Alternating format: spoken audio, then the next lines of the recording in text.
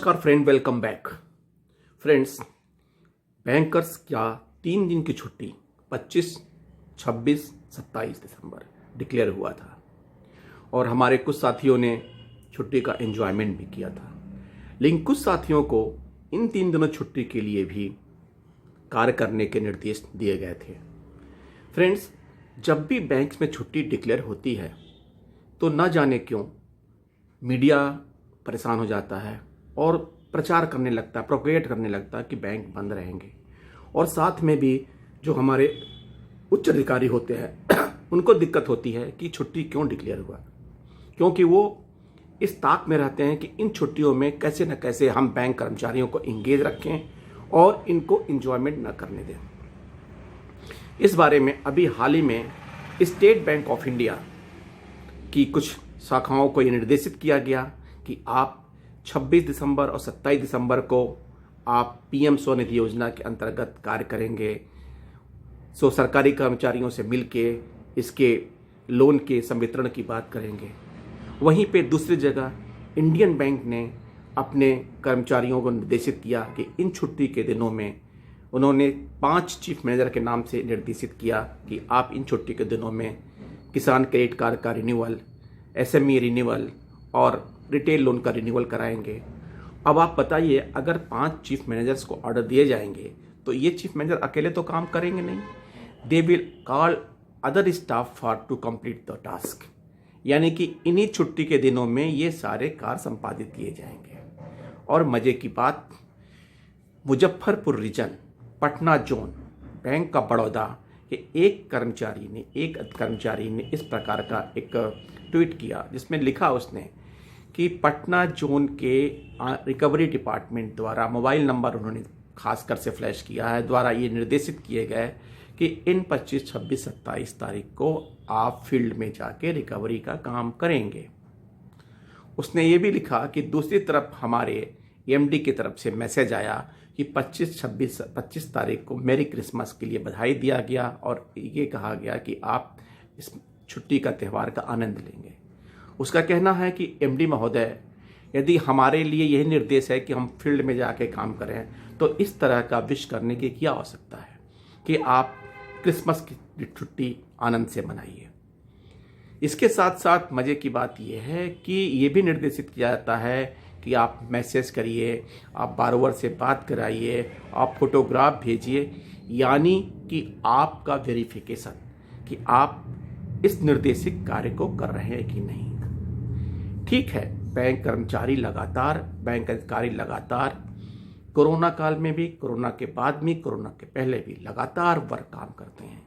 अगर उन्हें कभी छुट्टी की मिलती है तो उनके कई प्रकार की फैमिली के कार्य, सामाजिक कार्य और अपना व्यक्तिगत रेस्ट करने का भी कार्य होता है।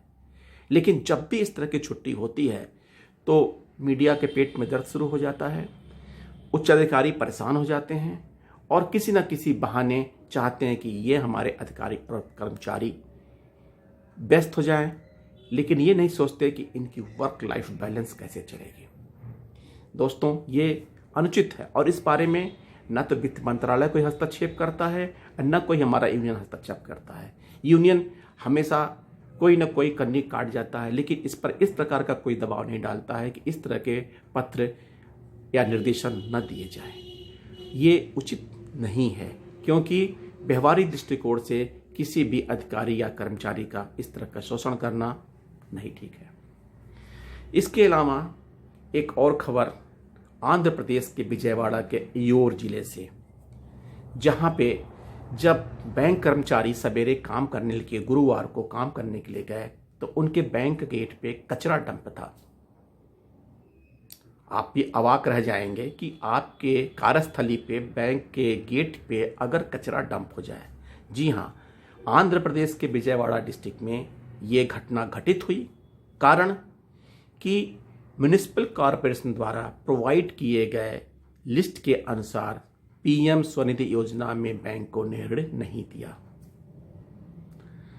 बैंकों के ऊपर सरकारी कार्यक्रमों को क्रियान्वित करने की जिम्मेदारी होती है, लेकिन साथ में ये भी जिम्मेदारी होती है कि किस पात्र व्यक्ति को ऋण दिया जाए और अपात्र व्यक्ति को ऋण ना दिया जाए। इकोनॉमिकली वायबल होने के साथ साथ टेक्निकली फिजिबल भी इनका जांच करना इनका काम होता है। ऐसे में बैंक कर्मचारी या बैंक अधिकारी कभी भी एक तरह से प्रोवाइड लिस्ट को जांच करने और पड़ताल करने के बाद देते हैं, लेकिन ये जांच पड़ताल म्युनिसिपल कॉरपोरेशन के कर्मचारियों और अधिकारियों को रास नहीं आया और उन्होंने ये प्रकार की ये डर्टी गंदी हरकत की। बैंक के गेट के सामने, एक बैंक नहीं, उस शहर के विभिन्न बैंकों के सामने, चाहे वो यूनियन बैंक ऑफ इंडिया हो, चाहे स्टेट बैंक ऑफ इंडिया हो, चाहे इंडियन बैंक हो, सभी के गेट के सामने उन्होंने कचरा डंप कर दिया। हालांकि इस बारे में वित्त मंत्री मैडम सीतारमन ने आंध्र प्रदेश के वित्त मंत्री से बात करके उचित कार्रवाई करने के लिए निर्देशित किया था, लेकिन क्या ऐसे मनमानी कर्मचारी को अथवा छुट भैया नेता को कोई पनिशमेंट मिलेगा? शायद नहीं, क्योंकि ये आदत बन चुकी है बैंक कर्मचारियों को शोषण करने के लिए। चाहे आप छुट्टी के दिन काम करवा लें, चाहे मनमानी लोन करवाने के लिए प्रेशर डालें, इस प्रकार के ये दिनचर्या का अंग बन गया है फ्रेंड्स। और बाइपार्टाइट सेटलमेंट में विभिन्न बैंकों द्वारा नई सैलरी और एरियर का भुगतान शुरू करने की प्रक्रिया हो गई है। इसमें कुछ बैंकों को सैलरी नए रिवीजन के साथ मिल चुकी है, इसमें आईओबी हैं, यूको बैंक है और आपका कर्नाटका बैंक है और इंडियन बैंक है। इनमें सैलरी का दे दिया गया। अभी 4 दिन और बाकी हैं, यानी 28, 29, 30, 31। इन 4 दिनों में कुछ और बैंक भी रिवाइज सैलरी का पेमेंट करेंगे।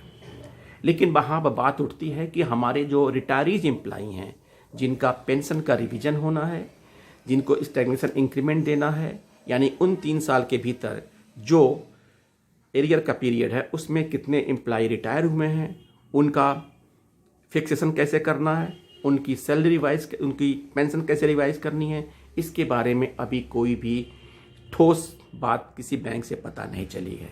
हाँ, ये काम उनके रिटायरमेंट बेनिफिट डिपार्टमेंट जो होते हैं उनके द्वारा संपन्न किया जाएगा।